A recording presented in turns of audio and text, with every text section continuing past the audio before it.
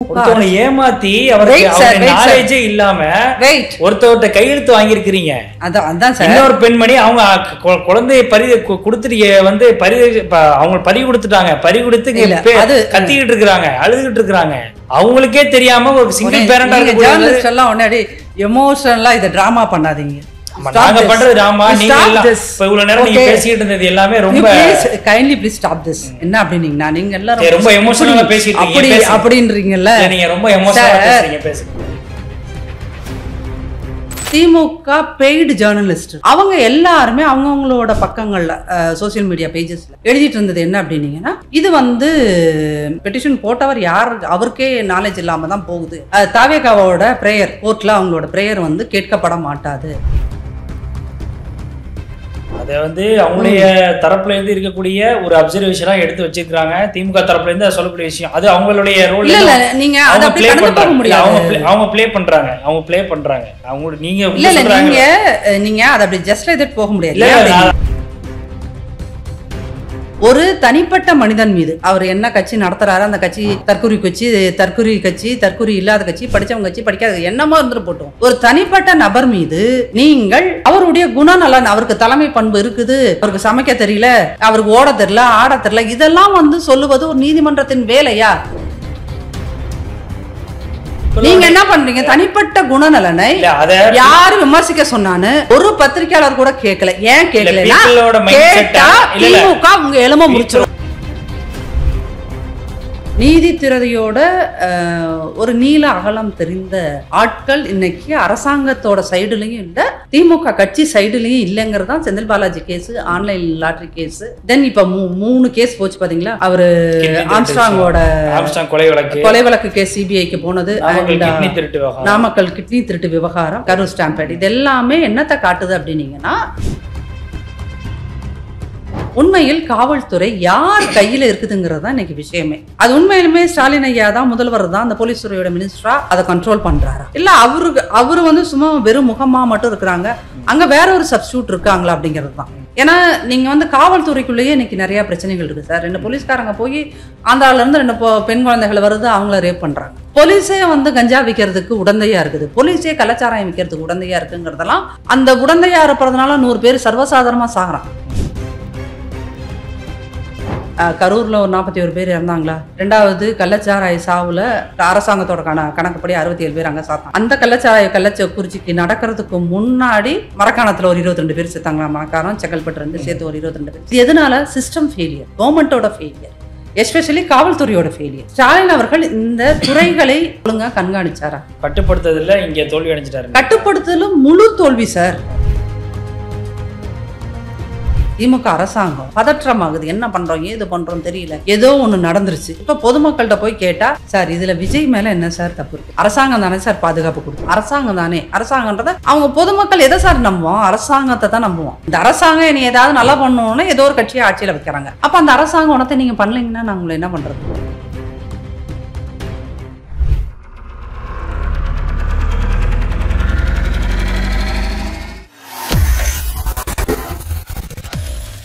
வேலை வேண்டுமா? Blue ocean இருக்கிறது. 10th 12th டிப்ளமோ டிகிரி படித்தவர்களுக்கு உணவு, தங்குமிடம், இஎஸ்ஐ, பிஎஃப், இன்சூரன்ஸ் உள்ளிட்ட சலுகைகளுடன் அனுபவத்திற்கேற்ற நல்ல சம்பளம் 15,000 முதல் 30,000 வரை. பெண்களுக்கு முன்னுரிமை. 2,000க்கும் மேற்பட்ட வேலை வாய்ப்புகள் உள்ளன. இப்போதே தொடர்பு கொள்ளுங்கள். Blue ocean.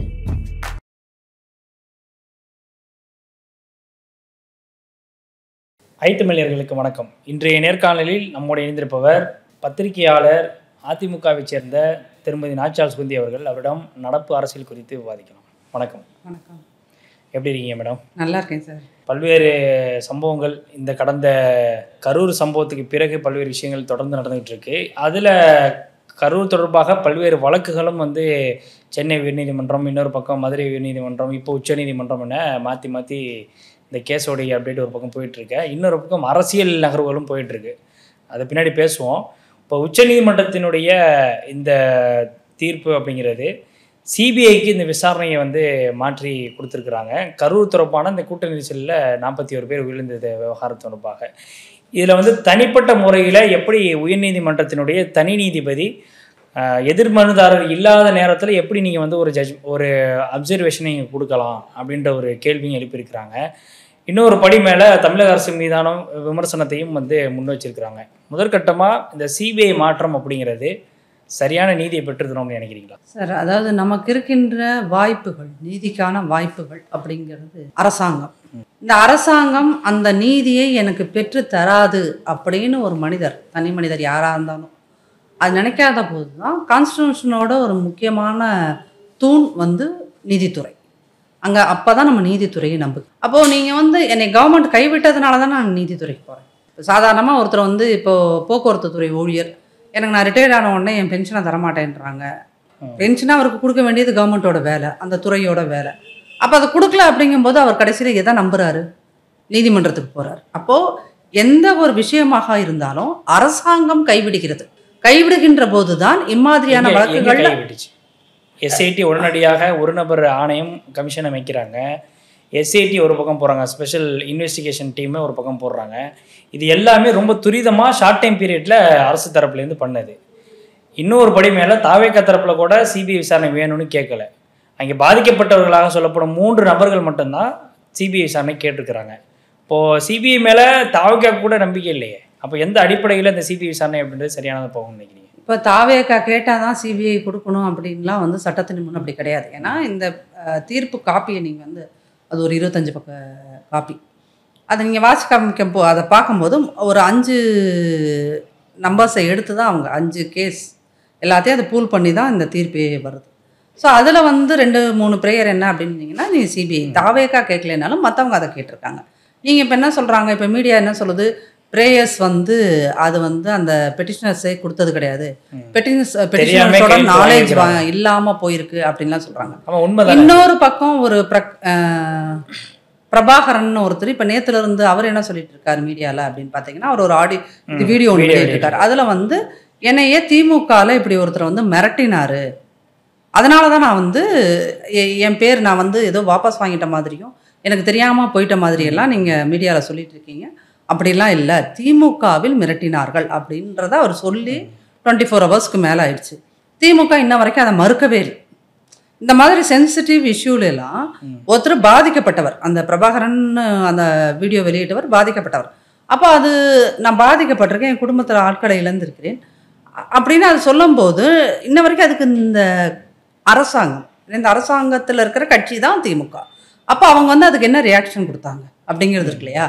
இப்போ பிரபாகரன் என்ன சொல்கிறாரு, நான் தான் இந்த பெட்டிஷனை கொடுத்தேன் அப்படின்றது. இப்போ மற்ற 2 பேரும் வந்து நான் கொடுக்கல அப்படின்னு சொல்கிறது, இதே மாதிரி திமுக ஆட்கள் மிரட்டி இருப்பதற்கான வாய்ப்புகளும் அதில் இருக்குது அப்படிங்கிறத தான் சொல்லுது. அதாவது பேசிக்காக இந்த விஷயங்கள் அப்படின்றது அவங்களுடைய நாலேஜுக்கு இல்லாமல் கையெழுத்து வாங்கியிருக்கிறாங்க அப்படின்றது தான் இதில் வைக்கக்கூடிய பிரதான குற்றச்சாட்டாக இருக்குது. இப்போ செல்வராஜ் அப்படிங்கிற ஒரு நபர்கிட்ட இதே மாதிரி தான் கையெழுத்து வாங்கியிருக்கிறாங்க, எதுக்காக வாங்கினாங்கன்னு கூட தெரியல. அவர் யார் வாங்கினாங்க என்ன ஏதுன்னு கேட்டால், அவர் அதிமுகவை சேர்ந்த ஒருத்தர், ரெட்டலை கட்சியை சேர்ந்தவர், முன்னாள் பிரசிடென்ட்டு அப்படின்னு அவர் சொல்கிறாரு. இப்போ அதிமுகவும் இதில் வந்து இந்த கேமில் ப்ளே பண்ணிகிட்டு இருக்காங்களா?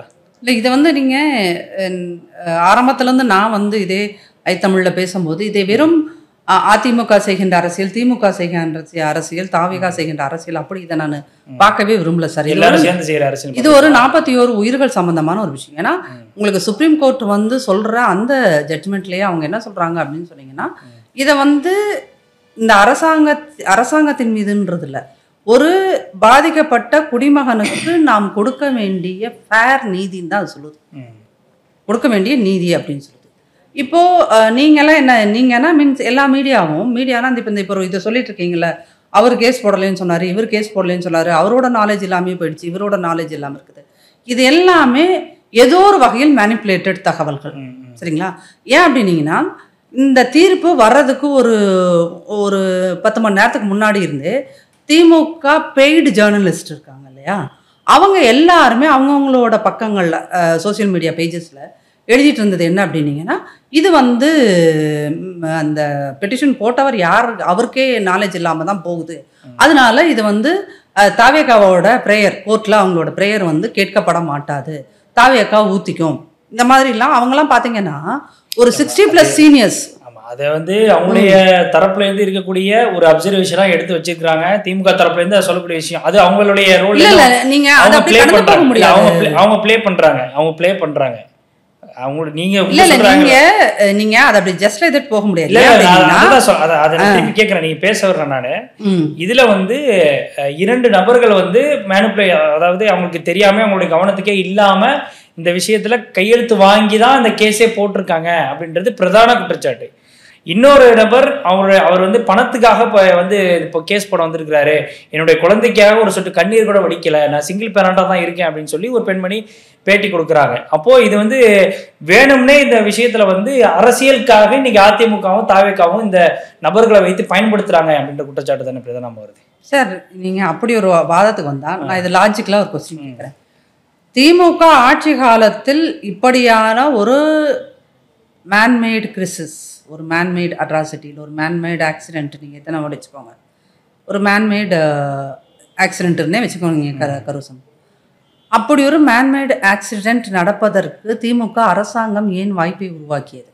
நீ இதை பண்ண போகும் காட்டிதானே நீங்கள் இதெல்லாமே அடுத்து இதில் வந்து தாவேக்கா இப்படி இன்வால்வ் ஆகுது, அதிமுக அப்படி இன்வால்வ் ஆகுது, தென் அந்த சைடு வந்து பிஜேபி வந்து அங்கே சுப்ரீம் கோர்ட்டில் இப்படி பண்ணுறாங்க அப்படி பண்ணுறாங்கன்றதெல்லாம். ஸோ ஒரு இன்சிடெண்ட் இப்படி நடந்தால் அதோட கான்சிக்வன்சஸ் இப்படி தான் இருக்குன்ற பேசிக் அறிவு இது ஒரு பேசிக் அறிவு. அது திமுக அரசாங்கத்துக்கு இல்லையா, இல்ல திமுக கட்சியில இருக்கின்ற முதல்வர் உள்பட மற்ற 34 அமைச்சர்களுக்கும் அமைச்சர் பதவியை இழந்த ஒருவருக்கும் இந்த பேசிக் இன்ஸ்டிங்க்ட் உள்ள சொல்லலையா?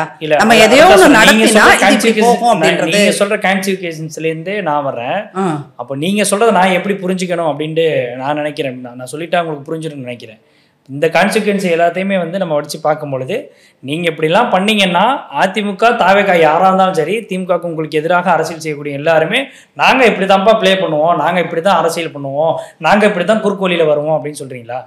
இப்போ குறுக்கு வழின்னு சொன்னீங்கன்னா ஒரு அரசாங்கம் திமுக ஏமாத்தி அவருக்கு இல்லாம ஒருத்தவர்கிட்ட கையெழுத்து வாங்கியிருக்கிறீங்க. இன்னொரு பெண்மணி அவங்க குழந்தைய கொடுத்துட்டு வந்து அவங்க பறி கொடுத்துட்டாங்க, பறி கொடுத்து கத்திக்கிட்டு இருக்கிறாங்க, அழுதுகிட்டு இருக்கிறாங்க. அவங்களுக்கே தெரியாம ஒரு சிங்கிள் பேரண்டா இருக்கு. உடனே எமோஷனலா இதை டிராமா பண்ணாதீங்க. நாங்க பண்றது டிராமா, நீங்க இவ்வளவு நேரம் நீங்க பேசிட்டு இருந்தது எல்லாமே ரொம்ப கைண்ட்லி ப்ளீஸ் ஸ்டாப் திஸ். என்ன அப்படினீங்கன்னா நீங்க எல்லாரும் ரொம்ப எமோஷனலா பேசிட்டு இருக்கீங்க அப்படின்றீங்கல்ல, நீங்க ரொம்ப எமோஷனலா பேசுறீங்க. பேசுங்க. இந்த பத்திரிகையாளர்கள் இன்க்ளூடிங் கிலூர் அந்த விஷயம் இன்னைக்கு உச்சநீதிமன்றமும் அதை தான் கேட்குது. என்ன கேட்குது? நேற்று என்ன கேட்டிருக்காங்க அவங்க, ஏன் சார் இந்த விஷயம் உங்களுடைய சென்னை உயர்நீதிமன்றம் தலைமை நீதிமன்றத்துக்கு வர வேண்டிய அவசியமே இல்லையே. இன்னைக்கு ரெஜிஸ்டர் நீதிமன்றத்தோட இருங்க, வெயிட் பண்ணுங்க, அந்த நீதிமன்றத்தோட ரெஜிஸ்டர் இன்னைக்கு பதில் சொல்ல வேண்டிய கட்டாயத்துக்கு உள்ளாக்கப்பட்டுள்ளார். அப்போ நீங்க என்ன பண்ணுது, அரசாங்கம் என்ன பண்ணுது அப்படின்னீங்கன்னா என்டையர் அரசாங்கத்தோட சிஸ்டத்தையே கொலாப்ஸ் பண்ணுது. என்ன பண்ணுது இந்த சம்பவம்? இருங்க, எஸ் நீதிமன்றம் அது கான்ஸ்டிடியூஷனோட ஒரு பாடி, சரிங்களா, அது கான்ஸ்டிடியூஷனல் பாடி. நீங்க அரசாங்கமாக நீங்க என்ன பண்றீங்க, ஒரு கான்ஸ்டிடியூஷனோட பாடியவே நம்ம பக்கம் திருப்பலாம் அப்படிங்கிற எண்ணத்துல தான் நீங்க என்ன பண்ணிருக்கீங்க, உங்களுக்கு தோதாக யார் யார் இருப்பாங்கன்னு பார்த்து அந்த நீதிபதியின் கீழே இந்த கேஸை கொண்டு போறீங்க. அது அந்த ஜூரிடிக்ஷனுக்கே வராத சொல்றீங்களா? Yes sir, this is the comment not from Nachiyar Suganthi, it's the comment from the judgement supreme court.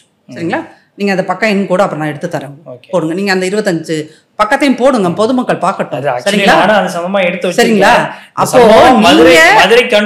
இல்ல நான் அந்த பத்திரிகையாளர்கள் எல்லா பத்திரிகையாளரும் கேட்கிற கேள்விதான், ஏன்பா உங்க ஒருத்தருக்கு கூட அந்த கேஸ் வந்து இங்க சென்னைக்கு வந்தபோது, சென்னை உயர்நீதிமன்றத்துக்கு வந்தபோது எப்படி ஐயா நீதிபதி அவர்கள் ஒரு தனிப்பட்ட மனிதன் மீது, அவர் என்ன கட்சி நடத்துறாரு, அந்த கட்சி தற்கொலை கட்சி, தற்கொலை இல்லாத கட்சி, படித்தவங்க கட்சி, படிக்காத என்னமோ இருந்துட்டு போட்டோம், ஒரு தனிப்பட்ட நபர் மீது நீங்கள் அவருடைய குணநலன், அவருக்கு தலைமை பண்பு இருக்குது, அவருக்கு சமைக்க தெரியல, அவருக்கு ஓட தெரியல, ஆட தெரியல, இதெல்லாம் வந்து சொல்லுவது ஒரு நீதிமன்றத்தின் வேலையா? ஜட்ஜ்மெண்ட் கொடுக்கறதுங்கிறது என்னது?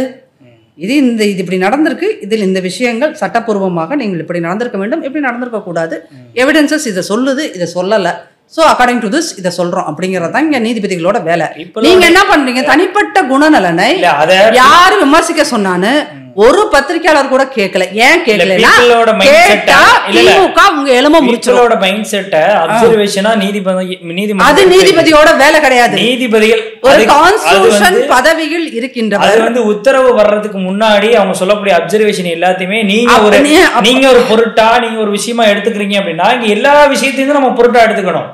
நீங்க பாஜகவுக்கு சாதகமாக பல தீர்ப்புகள் வந்திருக்கு.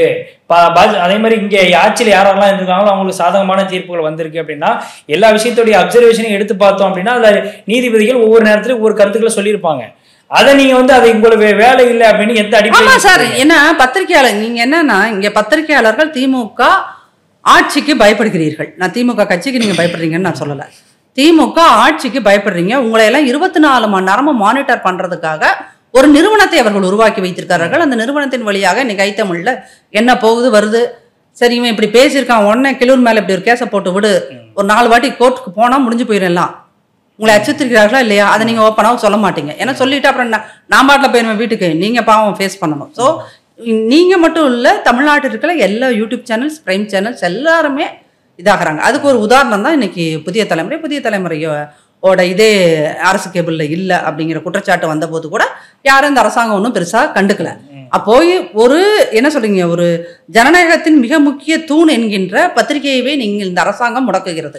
அப்போதும் அது யாராலையும் எதிர்த்து பேச முடியல. சரி நீங்க பத்திரிகையை முடக்குனீங்கல்ல இந்த அரசாங்கம், அதோட இல்லாம உங்களுக்கு ஃபேவரபிளா யார் பேசுவாங்களோ அந்த நீதிபதி கிட்ட நீங்க போய் உங்க பிரேயர்ஸை வச்சு சார் நீங்க வந்து விஜயை வந்து இப்படியெல்லாம் கேவலமா பேசுங்க, விஜயை கேவலமா பேசுங்கன்னு அவர் எல்லாத்தையும் இது நீங்க என்ன சொல்றீங்க, it's all observations from people அப்படின்றீங்க. சார் இங்க வந்து 8 கோடி மக்கள் இருக்காங்க, 8 கோடி ஒப்பீனியன் இருக்கும். அப்ப அந்த 8 கோடி ஒப்பீனியனையும் பூல் பண்ணி சொல்றது நீதிபதியோட வேலை. நீதிபதியோடைய அப்சர்வேஷனா இருக்கட்டும், உங்களுடைய தீர்ப்புகளா இருக்கட்டும், அதுல நம்ம உள்நோக்கம் கற்பிக்க கூடாது. ஆனா நீங்க அப்படி இல்ல அவரு அந்த நீதிபதி திரு செந்தில்குமார் அவர்களே என்ன சொல்லியிருக்காரு அப்படின்னா அதுக்கப்புறம் வந்து அந்த மாதம்பட்டி ரங்கராஜன் ஒருத்தரோட கேஸ் வந்தபோது அவர் அதை என்ன சொல்லியிருக்காருன்னா நீதிபதிகளை வந்து நீதிபதிகளோட தீர்ப்புகளையும் நீதிபதிகளோட கமெண்ட்ஸையும் பப்ளிக் வந்து விமர்சனத்துக்கு உள்ளாக்குறாங்க அப்படிங்கிறதையும் அவர் சொல்லியிருக்காருன்னு வந்து போய். அப்போ இங்க வந்து சில விஷயங்கள் தவறாக நடக்கின்ற போது இதை கேட்கவே முடியாதுன்னுலாம் இல்லை, கேட்கலாம். இதுக்கே நீங்க வந்து நீதிமன்றத்தில் ஒரு பெட்டிஷன் போடலாம், இஸ் இட் கரெக்ட் அப்படின்னு கேட்கலாம். அதனால இது வந்து எதுவுமே என்னன்னா நம்ம வந்து நீதிபதியை அவமதிக்கணுங்கிறது நம்ம நோக்கம் கிடையாது. அடுத்த கட்டமா அதனால மேல்முறையீடு அப்படின்ற ஒரு ஆப்ஷன் இருக்கு. நீங்க தப்பா ஜட்மெண்ட் கொடுத்துருக்கீங்கன்னு அதுக்கு அதனால தானே அடுத்த கட்டமா போறாங்க. ஸோ உச்சநீதிமன்றம் போறாங்க, உயர்நீதிமன்றம் கிடைக்கல அப்படின்னா உச்சநீதிமன்றம் போறாங்க, இல்லைன்னா உயர்நீதிமன்றத்திலேயே மேல்முறையீடு செய்யறாங்க. இது எல்லாமே யூஸ்வலான விஷயம் தான். ஆனால் இதில் வந்து அப்சர்வேஷன் சொன்ன விஷயம் இது எல்லாமே ஒரு பார்ட்டாக இருக்கட்டும். ஆனால் ஒவ்வொரு விஷயம் நகர்வுகள் எல்லாத்தையுமே வந்து இன்னைக்கு எல்லாத்தையும் வாட்ச் பண்ணி தான் இன்னைக்கு வந்து ஒரு ஜட்ஜ்மெண்ட்டை இன்னைக்கு சிபிஐக்கு மாற்றம் செஞ்சு கொடுத்துருக்குறாங்க. இப்போ இதில் வந்து அரசு தரப்புல இருந்து இருக்கக்கூடிய ஃபெயிலியர்னு நினைக்கிறீங்களா? இதில் வந்து அவங்க வாதிட்டதாக இருக்கட்டும் அல்லது அவங்க கொடுத்த தரவுகளாக இருக்கட்டும், இதில் எல்லாத்தையுமே இதில் மிகப்பெரிய அளவில் ஒரு தொய்வு இருந்திருக்கு அல்லது அரசு தரப்புலேருந்து முறையான தரவுகள் கொடுக்கல அப்படின்ற பட்சத்தில் தான் இந்த ஜட்ஜ்மெண்ட் வந்திருக்கு அப்படின்னு எடுத்துக்கலாமா? அது இந்த கேஸில் மட்டும் இல்லை சார், அரசாங்கத்தோடைய வழக்கறிஞர்கள் சரியாக வாதாடலை அப்படின்னு சொல்லிட்டு நீதிமன்றமே வந்து இந்த ஆன்லைன் லாட்ரி கேஸ் வந்தது பார்த்தீங்களா, கவர்மெண்ட் ஃபார்ம் ஆன ஃபர்ஸ்ட் டைம், அப்போ அந்த தீர்ப்புலேயே அரசாங்கம் அதை நீதிபதிகள் அதை தெளிவு என்னன்னா நீங்கள் உங்களுடைய விஷயங்களை சரியாக எடுத்துரைக்காத காரணத்தினால் அப்படிங்கிறத அவங்க நோட் பண்ணியிருக்காங்க.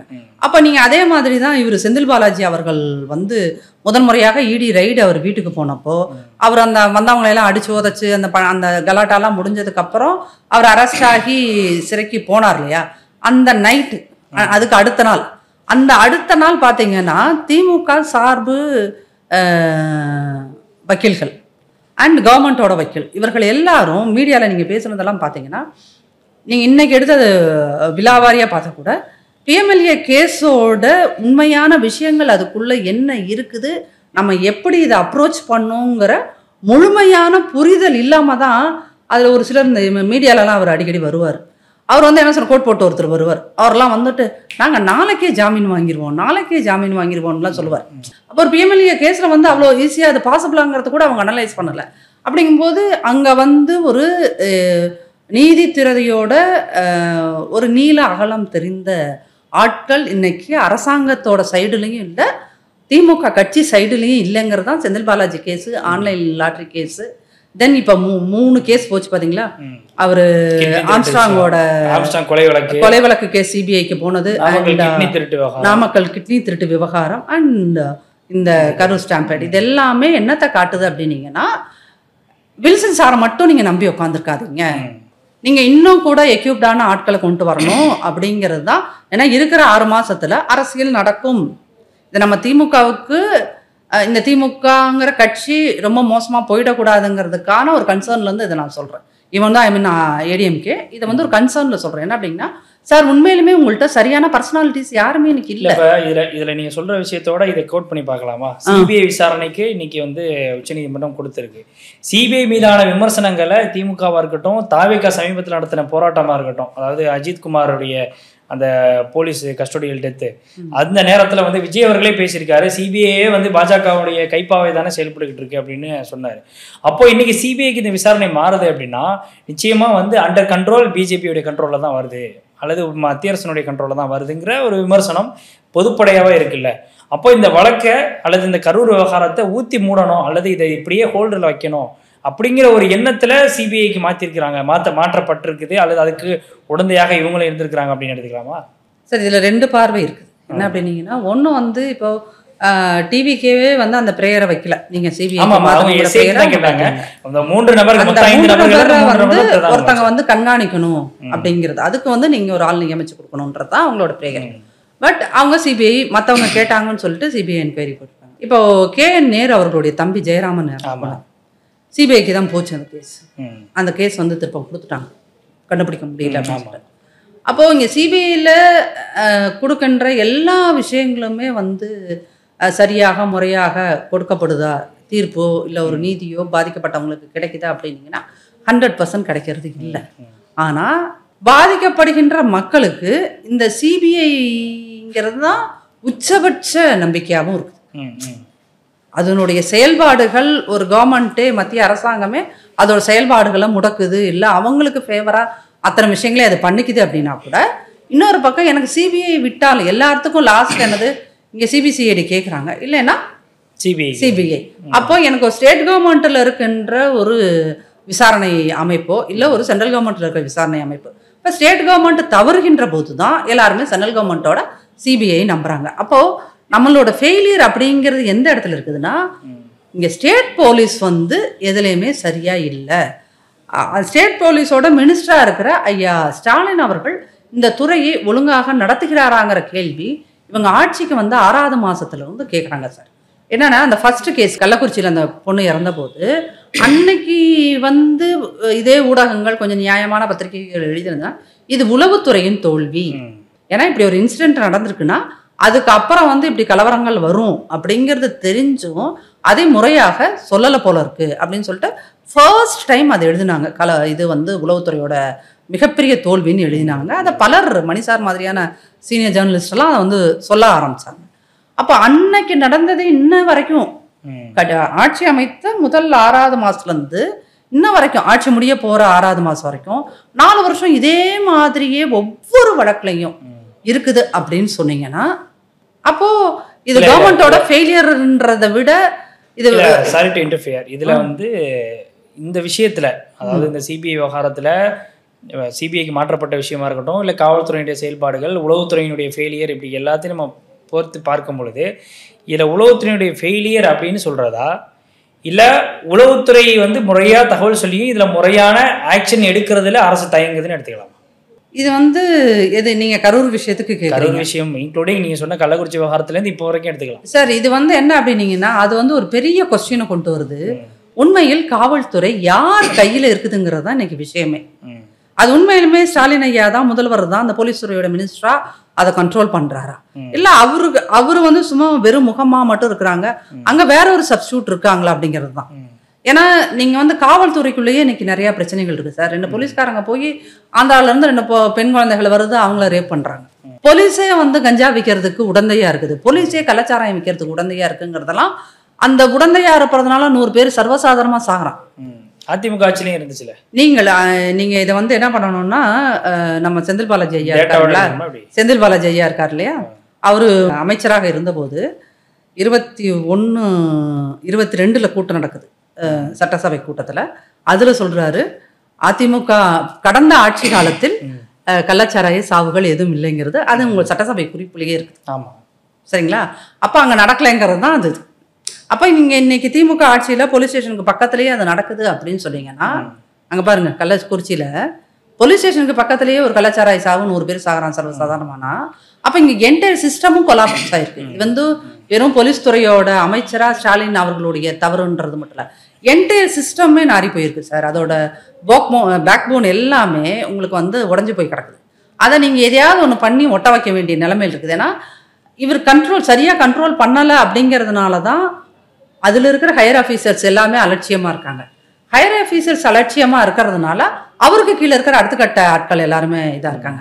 அப்போ ஒரு கான்ஸ்டபிள்ல இருந்து நீங்கள் வந்து ஹையர் ஆஃபீஷியல் வரைக்கும் நீங்கள் வந்து ஒரே நேர்கோட்டில் இல்லை, இன்னைக்கு காவல்துறை நேர்கோட்டில் இல்லை அப்படிங்கிறது தான் இங்கே கஸ்டோடியல் டெத் இன்க்ரீஸ் ஆகிறதுக்கோ, அட்ராசிட்டி பெண்கள் மீதான அட்ராசிட்டியாக இருந்தாலும் சரி, எஸ்சி மேலே இருக்கிறதான அட்ராசிட்டி அடக்குமுறைகளாக இருந்தாலும் சரி, வன்முறைகளாக இருந்தாலும் சரி, இது என்டையர் சிஸ்டம் கொலாப்ஸ். போலீஸ் துறை கொலாப்ஸ் ஆயிருக்கு, பெரிய அளவுல கொலாப்ஸ் ஆயிருக்கு. நம்ம அத இல்லன்னு சொல்றீங்களா? ஆமா, அது டெஃபினட்டா அந்த ஃபர்ஸ்ட் கேஸ்ல இருந்து இந்த வரைக்கும் இஷ்யூ நீங்க சொல்றது எல்லாமே வந்து ஆல்மோஸ்ட் 2022ல இருந்து இப்போ வரைக்கும் அந்த மாதிரியான ஒரு நிலை தான் தொடருது. ஆட்சி அமைச்சதுல இருந்து கிட்டத்தட்ட ஒரு 6 மாசம் கழிச்சு அப்படித்தான் ஸ்டார்ட் ஆயிருக்கு அப்படின்றீங்க. அப்போ இந்த விஷயம் எல்லாத்தையுமே வந்து சிஎம் ஸ்மெல் பண்ணாம தான் இருக்காருன்னு நினைக்கிறீங்களா இது வரைக்கும்? சார், இப்போ உண்மையிலுமே இதை வந்து நம்ம அரசுக்கு எதிராக தான் போகும். அதிமுகல நான் இருக்கிறேன், அதனால திமுக அரசாங்கத்தை நான் குற்றம் சொல்ல வேண்டும் அப்படிங்கிற எண்ணம் கிடையாது. உண்மையிலுமே ஒரு ஜேர்னலிஸ்டா அதை விட ஒரு ஹியூமானிட்டியோட நீங்க யோசித்து பாருங்க. இந்த அரசாங்கம் வந்ததுலேருந்து, திமுக அரசாங்கம் வந்ததுலேருந்து இப்போ என்சிஆர்பி ரிப்போர்ட் என்ன சொல்லுதுன்னா, தேசிய குற்ற ஆவண காப்பகம் உங்களுக்கு என்ன சொல்லுது? எஸ்சி மேலே இருக்கிற அட்ராசிட்டி அதிகரிச்சிருக்குன்னு சொல்லுது. அது சவுத் சைடு ரொம்ப அதிகரிச்சிருக்குன்னு சொல்லுது ரிப்போர்ட்டு. பெண்கள் மீது வன்முறை அதிகரிச்சிருக்குது அப்படின்னு சொல்லுது. அப்போது இதெல்லாம் ஏன் வெளியே வருது? நீங்கள் என்ன நினைக்கிறீங்கன்னா, மீடியாவுக்கோ இல்லை அவங்களுக்கு இந்த அரசாங்கத்துக்கு அட்வைசர்ஸாக ஒரு 53-54 குழு இருக்குல்ல, அதில் இருக்கிற யாரோ என்ன சொல்கிறாங்க, சார் அஜித் குமார்னு ஒரு பையன் கொல்லப்பட்டான், சரி ஓகே சார், ஃபோனில் கூப்பிட்டு பேசுனீங்கன்னா எல்லாம் சரியாயிடும். அப்போது இது வந்து சரியான அப்ரோச்சா? அன்னைக்கு அது ஒரு நாளைக்கு மீடியாவுக்கு தீனியாக இருக்கும் சார். முதல்வரே அந்த அஜித் குமார் அம்மாவிடம் பேசிவிட்டார். அப்போ எனக்கு ஒரு சாதாரண அம்மாவுக்கு வந்து முதல்வர் நம்மகிட்ட ஃபோனில் வீடியோ காலில் பேசுனாருன்னா ஒரு நிம்மதி வரும், அது இல்லைன்னு சொல்லலாம். பட் இது ஒரு அரசாங்கத்தோட அப்ரோச்சா? அவர் வந்து ரொம்ப எம்பத்தட்டிக்கலாக ரொம்ப இரக்கத்தோட அதை நீங்கள் பண்ணியிருந்தீங்கன்னே வச்சுக்கோங்க. பட் இது ஒரு அரசாங்கத்தோட கரெக்டான அப்ரோச்சா? வேற என்ன எப்படி அப்ரோச் பண்ண? அப்போ நீங்கள் வந்து இந்த மாதிரி ஒரு போலீஸ் சிஸ்டத்துக்குள்ள இப்போ அஜித் குமார் கேஸே எடுத்தாலும் அந்த அம்மா வந்து இப்படி என் நகை காணாம போயிடுச்சுன்னு சொல்றாங்க இல்லையா, சொன்னா உண்மையிலுமே அந்த நகை காணாம போச்சா இல்லையா அப்படிங்கறது இன்ன வரைக்கும் கண்டுபிடிச்சிருக்காங்களா? இல்ல அதே ஒரு ஃபேக் ரிப்போர்ட்ன்றது யாராவது சொல்றாங்களா? சரியில்லை அப்படின்னு இப்போ ஒரு பக்கம் வச்சுக்கிட்டோம் அப்படின்னா, அதிமுக ஆட்சி காலகட்டத்தில் 13 பேர் சுட்டுக் கொல்லப்பட்டதை டிவியில பார்த்து தான் தெரிஞ்சுக்கிட்டேன்னு சொன்ன சிஎம் உடைய அப்ரோச் சரியா இருந்துச்சா? சார், நீங்க அதிமுக ஆட்சி காலத்தில் உங்களை மாதிரி மீடியா பர்சன்ஸ் எல்லாத்துக்கும் சொல்றதுக்கு அந்த ஒரே ஒரு தூத்துக்குடி சம்பவம் தான் நீங்க வச்சிருக்கீங்க. பட் இன்னைக்கு வந்து இந்த அரசாங்கத்தின் கீழ், திமுக அரசாங்கத்தின் கீழ் பலவேறு, அதுவும் நீங்கள் வந்து ஒரு பெரிய எஸ்சி லீடர் மாதிரி, எஸ்சி லீடரை வந்து மெட்ராஸில் வந்து சர்வசாதாரணமாக கொள்வது அப்படிங்கிறதெல்லாம் ரொம்ப சர்வசாதாரணமாக நடக்குது. அப்போ என்ன அப்படின்னீங்கன்னா, ஒரு சம்பவம் அதை நீங்கள் ஒரு பெஞ்ச் மார்க்காக வச்சுருக்கீங்க. அந்த பெஞ்ச் மார்க்கை காமிச்சு தான் பாருங்கள் தூத்துக்குடியில் இப்படி நடந்துருச்சு அப்படிங்கிறத சொல்லி தான், அப்படிலாம் நாங்கள் நடக்க விட மாட்டோம், நாங்கள் சட்டம் ஒழுங்குக்கு உட்பட்ட ஒரு நல்ல ஆட்சியை தருவோம் அப்படி சொல்லி தான் அதோட ஒரு 505 வாக்குறுதிகளை கொடுத்து தான் நீங்கள் வர்றீங்க. ஒரு 3% ஓட்டு எக்ஸ்ட்ரா வாங்குறீங்க, ஆட்சி அமைக்கிறீங்க, 14 கட்சிகளோட துணையோட ஆட்சி அமைக்கிறீங்க. சரிங்களா? இப்போ ஆட்சி அமைச்சதுக்கப்புறம் நீங்கள் சொன்ன எந்தெந்த கோரிக்கைகளை நிறைவேற்றி இருக்கிறீர்கள் அப்படின்னு கேட்டோம்னா, ஒருத்தர் 90% நிறைவேற்றிட்டோம் பாரு, ஒருத்தர் 85 பாரு, ஒருத்தர் 99 பாரு, கடைசியில் பார்த்தீங்கன்னா அது 36% கூட இருக்காது அனலைஸ் பண்ணி பார்த்தோம்னா. சரிங்களா? அப்போ நீங்கள் சொல்கிறது ஒன்றும் செய்கிறது ஒன்றும், சொல்கிறது ஒன்றும் செய்கிறது ஒன்றுன்றது தான் இந்த ஆட்சி மேலே இன்னைக்கு இத்தனைய பெரிய அவமானங்கள் வந்து விழுந்திருக்கு. நீங்கள் வெறும் கரூரில் ஒரு 41 பேர் இறந்தாங்களா? 2வது கள்ளச்சாராய சாவில் அரசாங்கத்தோட கணக்குப்படி 67 பேர் அங்கே சாத்தாங்களா? அந்த கள்ளக்குறிச்சிக்கு நடக்கிறதுக்கு முன்னாடி உங்களுக்கு மரக்காணத்தில் ஒரு 22 பேர் செத்தாங்களா, மரக்காணம் செங்கல்பட்டு 2 சேர்த்து ஒரு 22 பேர் செத்தாங்களா? அப்போது ஒரு அலட்சியம். நீங்கள் 13 பேர் தூத்துக்குடி சாவ சொல்கிறீங்க அப்படிங்கும்போது சார், அதுக்கப்புறம் ஒரு அரசாங்கத்தோட அலட்சியத்தினால இத்தனை உயிர்கள் பலியாயிருக்கு. இது எதனால? சிஸ்டம் ஃபெயிலியர், கவர்மெண்ட்டோட ஃபெயிலியர், எஸ்பெஷலி காவல்துறையோட ஃபெயிலியர். அப்போ நம்ம அதையே ஒரு கவர்மெண்ட்டோட தவறு இது, நான் இது ஸ்டாலின் அவர்களுடைய தவறுன்னு சொல்லுவேன். ஒரு முதல்வராக ஸ்டாலின் அவர்கள் இந்த துறைகளை ஒழுங்கா கண்காணிச்சாரா? கட்டுப்படுத்துறதுல இங்கே தோல்வி அடைஞ்சிட்டாரு. கட்டுப்படுத்துதலும் முழு தோல்வி sir. Is a minister of failure. தோல்விகளின் முதல்வர் அவர். அதை தான் நம்ம சொல்ல முடியும். ஏன் அப்படின்னு கேட்டிங்கன்னா, இன்னைக்கு இந்த பக்கம் இந்த மாதிரி கொலைகள் போகுது, அந்த பக்கம் பார்த்தீங்கன்னா இந்த கஞ்சா பொருள் குழந்தைங்க எல்லாரும் சொல்லிட்டாங்க, கஞ்சா குழந்தைங்க 13 வயசு 14 வயசு பையன்லாம் அடிக்கிறான் சார். ரோட்டில் எத்தனை ரீல்ஸ் உங்களுக்கு வருது. பசங்க, சின்ன பசங்க கஞ்சாவை போட்டுட்டு போலீஸ் கிட்ட போய் வம்புழுக்கிறான், போலீஸ் அரையிறான் நடு ரோட்டில் விட்டு. அப்போ போலீஸே இன்னைக்கு பாதிக்கப்படுறாங்க. ஒரு போலீஸ் என்னன்னா அந்த பக்கம் கிருஷ்ணகிரிக்கு பக்கம் எங்கேயோ சாப்பிட்டுட்டு இருந்தவரை போட்டு வெட்டுறாங்க. இந்த மாதிரி விஷயங்கள் நடக்கும்போது இன்னைக்கு போலீஸ்க்கே பாதுகாப்பு இல்லாத ஒரு அரசாங்கத்தை தான் போலீஸ் மினிஸ்டராகவும் ஒரு முதல்வராகவும் ஸ்டாலின் ஐயா நடத்துறாரு. சரிங்க ஐயா, நான் இந்த கேள்வியெல்லாம் உங்கள்கிட்ட கேட்கணும். கடைசியில் என்ன, நான் என்னத்தை நம்ப முடியும் சார்? ஒன்று கான்ஸ்டியூஷனை நம்ப முடியும், இல்லை லெஜிஸ்லேஷன், நான் அசம்பிளியை தான் நம்ப முடியும். சரிங்களா? அதுக்காக தான் நான் எம்எல்ஏ ஆகியிருக்கேன்.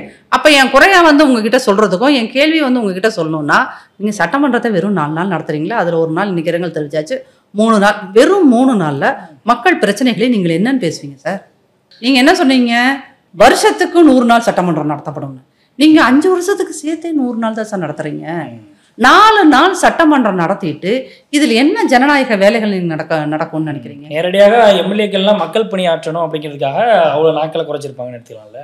இல்லை, இந்த மாதிரியெல்லாம் ஒரு கொழுப்பான பதிலை திமுக காரங்களே சொல்ல மாட்டாங்க சார். பத்திரிகையாளர்களுக்குலாம் அதான் சார். உங்களுக்குலாம் என்ன தெரியுமா? இந்த மாதிரி பத்திரிகையாளர்களுக்கான் திமுக தான் சரி. வாயை திறந்து பேசுனா எலும்பு முறிச்சு விட்றாங்கல்ல, அதனால உங்களுக்குலாம் அவங்க தான் சரி. நீங்க எல்லாரையும் ஒரே தட்டில் வச்சு பாக்குறீங்க. சரி, ஓகே. இப்போ இந்த விவகாரத்துல சிபிஐ விசாரணை அப்படிங்கிறது முதல்ல சரியானது அப்படின்னு அக்செப்ட் பண்றீங்களா நீங்க? நீதி கிடைக்கும், அதாவது சரியான விஷயமா தவறான விஷயமான்றதெல்லாம் இன்னைக்கு பாதிக்கப்பட்டவங்க இல்லை சார். எனக்கு வேற ஆப்ஷன் இல்லை சார். பாதிக்கப்பட்டவர்களுடைய விஷயம் கடைசி நம்பிக்கை சிபிஐ, அவ்வளவுதான். நீங்க அமைச்ச எஸ்ஐடி என்னைய சரியான நீதியை வழங்குன்ற எனக்கு நம்பிக்கை இல்லை சார். சரிங்களா? அதனால மக்களோட கடைசி நம்பிக்கை, பாதிக்கப்பட்டவர்களுடைய கடைசி நம்பிக்கையாக தான் சிபிஐ இன்னைக்கு இருக்குது. அந்த இடத்த புரிஞ்சுக்கிட்டு இப்போ அந்த நீதிமன்றத்தோட உத்தரவில் அவர்கள் சொல்லியிருப்பது போல ஒரு ஃபேரான ஒரு ஜஸ்டிஸ் வேணும், ஒரு நியாயமான நீதி வேணும் அப்படின்றது தான் அவர்களும் குறிப்பிடுகிறார்கள். அதே மாதிரி பார்ஷியாலிட்டி இல்லாத ஒரு நீதியை அவர்கள் கொடுக்கணும். அதைத்தான் நம்ம திரும்ப திரும்ப அவங்கள்ட்ட நம்ம ஒரு ப்ரேயராக வைக்க முடியும். ஏன்னா நமக்கு வேற என்ன ஆப்ஷன் இருக்கு சொல்லுங்க? இந்த சிபிஐ தான் நான் நம்பணும், இந்த ஸ்டேட் போலீஸ்னால் நான் சிபிசிஐடி தான் நம்பணும். இப்போ புதுசாக அந்த ஸ்டாலின் அரசாங்கத்தில் தான் திருமண கேஸுக்கு எல்லாத்துலேயும் ஒரு எஸ்ஐடி போட்டு விட்றாங்க. இதெல்லாம் ஸ்டாலின் அரசாங்கத்தின் மீதான அவமானம். கருணாநிதி ஆட்சியில் கூட இத்தனை எஸ்ஐடிலாம் எதுக்குமே ஃபார்ம் பண்ணதில்லை சார். இப்போ ஸ்டாலின் மரியாதை இல்லாமல் போச்சுன்றீங்களா? ஆமாம், எதுக்கு எடுத்தாலும் எஸ்ஐடி எஸ்ஐடி எஸ்ஐடி. அதில் இப்போ திருப்பி ஒன்று ஆரம்பிச்சுட்டு இருக்காரு. அந்த நீதிபதி திருமதி அருணா ஜெகதீசன் கமிட்டின்னு ஒன்று போட்டு வச்சிருக்கீங்க.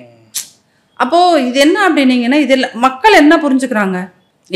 அதான் சொல்றேன். இப்போ இந்த அருணா ஜெகதீசன் அவருடைய ஆணையமா இருக்கட்டும், இன்னொரு பக்கம் எஸ்ஐடி போட்டதா இருக்கட்டும், இது எல்லாமே இந்த நேரத்துல மக்களை சாந்தப்படுத்தி அவங்களை அமைதிப்படுத்தணும், ஆஃப் பண்ணணும், ஒரு கண்துடைப்பு தான் பண்ணிருக்காங்களா? அது 100% ஐவாஷ் சார். 100% ஐவாஷ். நீங்க எஸ்ஐடி நீதிமன்றமும் அதே கேள்வியை தான் கேட்குது. அந்த தீர்ப்புலையும் அதை தான் அவங்க கேட்டிருக்காங்க. என்ன சொல்றாங்க சார்? நீங்கள் எஸ்ஐடி ஃபார்ம் பண்ணிட்டு கவர்மெண்ட்டோட அஃபீஷியல்ஸ் எதுக்கு போலீஸ் மேலே இல்லை எங்கள் ஹையர் அஃபீஷியல்ஸ் மேலே கீழே இருக்கிற அஃபீஷியல்ஸ் மேலே எந்த தவறும் இல்லைன்னு நீங்கள் ஏன் அதை நிறுவ முற்படுகிறீர்கள்? அப்போ எப்படி ஒரு சாமானியன் பாதிக்கப்பட்டவன் இந்த எஸ்ஐடியை நம்புவான்றதும் அவங்களோட கொஸ்டினாக இருக்குது.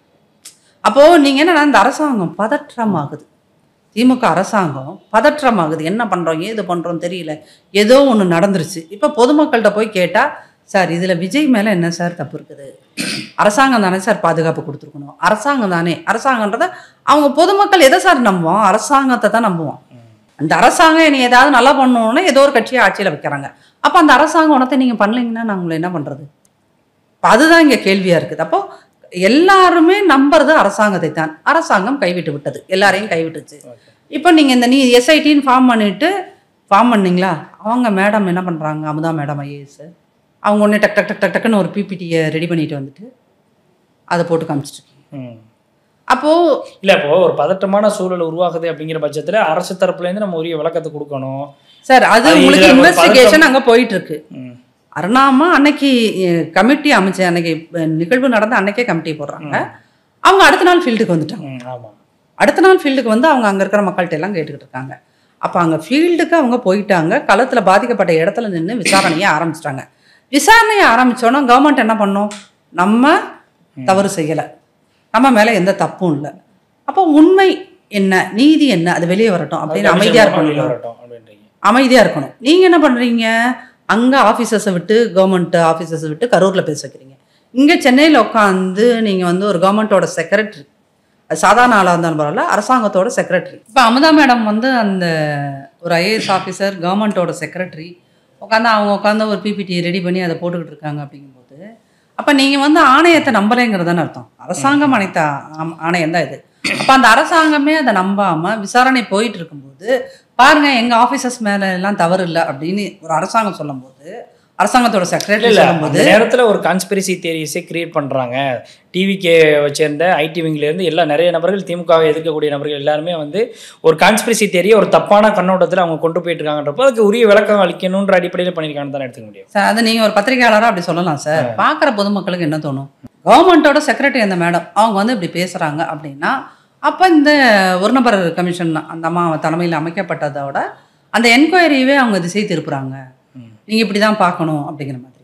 ஏன் அப்படின்னீங்கன்னா, அந்த கமிஷன் அமைச்சப்போ அவங்க விசாரணை போய் பண்ணுறாங்க. அங்கே சொன்ன பாதி பேரில் எல்லா தப்பும் டிவிகே மேலே தான் சார், எல்லா தப்பும் டிவிகே மேலே தான் மேடம். நான் அந்த அம்மாட்ட பேசுகிறப்போலாம் அதில் யாரடா இதெல்லாம் இப்படி வந்து டிவிகே தான் தப்பு, டிவிகே தான் தப்பு, டிவிகே தான் தப்புன்னு சொல்கிறதுன்னு பார்த்தா, அதில் பலர் பேர் வந்து அந்த கரூர் பகுதிகளில் ஏதோ ஒரு திமுக நிர்வாக பொறுப்பில் இருக்கிற ஆட்களாக இருந்தார்கள். அப்போ இதையெல்லாம் தான் வந்து இன்னைக்கு பாதிக்கப்பட்டவங்க மாற்றி சொன்னாங்க, திமுக ஆட்கள் தான் யாரோ ஒரு ஆள் உள்ளே போயிட்டாங்கன்னு சொல்லி அப்படியும் அருணா ஜெகதீசன் அவங்கள்ட்ட சொன்னாங்க. அதுவும் நடந்துச்சு. அதான் உங்களுக்கு ஒரு விஷயம் நடக்கும்போது எல்லாமே இப்படி மிக்சடாக தான் உங்களுக்கு போகும். அப்போது கவர்மெண்ட்டோட வேலை அந்த ஒன்று நீங்கள் தான் அந்த விசாரணையானது. நம்ம அந்த அரசாங்கமே அந்த கவர்மெண்ட் விசாரணையை நம்பலைன்னா, விசாரணை ஆணையத்தை நம்பலைன்னா அப்புறம் பொதுமக்கள் எப்படி நம்புவாங்க அப்படிங்கிறது தான் அமுதா மேடம் பேசினதோ, அதுக்கப்புறம் வந்து முன்னாள் மினிஸ்டர் செந்தில் பாலாஜி அவர்கள் பேசியதோ, இங்கிட்ட வந்து இந்த கவர்மெண்ட் ஆஃபீஸர்ஸ் கரூரில் உட்காந்து வரிசையாக எல்லாரும் பேட்டி கொடுத்ததோ, இது வந்து என்னன்னா, நீங்களே ஆணையம் போடுறீங்க, அப்புறம் நீங்களே அதில் வேறு தகவல்களை சொல்கிறீங்க. அப்படிங்கும்போது எதுக்குங்க அந்த ஆணையத்தை போட்டிங்க அப்படிங்கிற ஒரு கேள்வி வருது இல்லை, அதுதான். ஸோ அந்த இடத்துல தான் என்ன பண்ணுறாங்க, தாவேக்கா சுப்ரீம் கோர்ட் போகிறாங்க, எங்கள் நமக்கு எஸ்ஐடி மேலேயோ இது மேலேயோ நீங்கள் வந்து ஒரு மானிட்டரிங் மாதிரி ஒருத்தரை போடுங்க அப்படின்றது தான் அவங்களோட ப்ரேயராக அங்கே போனது.